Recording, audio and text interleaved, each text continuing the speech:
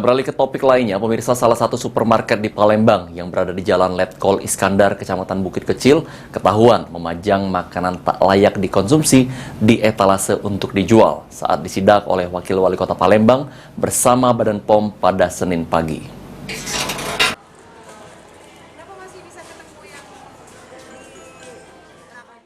Salah satu supermarket di Palembang yang berada di Jalan Letkol Iskandar, Kecamatan Bukit Kecil, disidak oleh Wakil Wali Kota Palembang bersama Badan POM pada Senin pagi.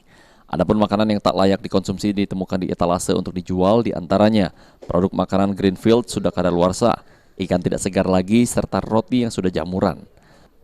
Wakil Wali Kota Palembang Fitrianti Agustinda meminta kepada pihak pengelola supermarket, meski tidak ditemukan makanan mengandung zat berbahaya, namun makanan yang dijual harus dipastikan higienis untuk dikonsumsi.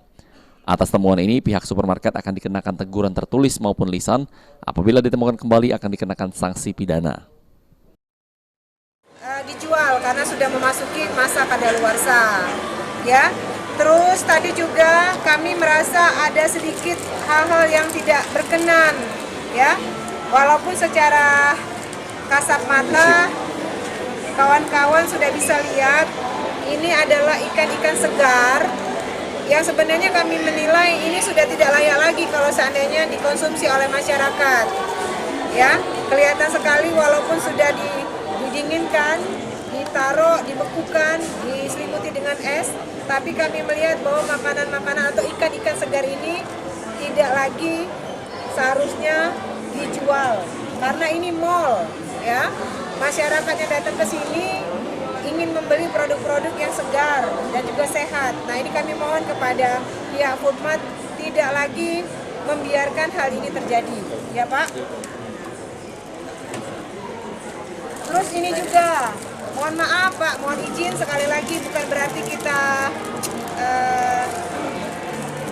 tapi ini bisa dilihat secara fisik ya. Menurut manajer Foodmart Azrizal Caniago, setiap bulannya harus dilakukan pemeriksaan terkait adanya temuan ini.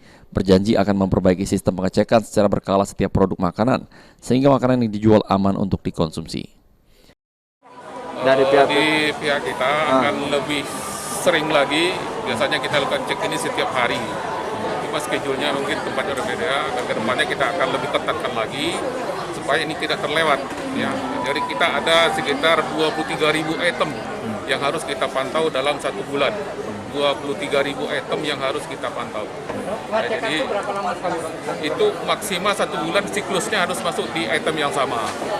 Nah, maksimal. Karena 23.000 ini harus kita kontrol, baik yang ada ini maupun yang tidak.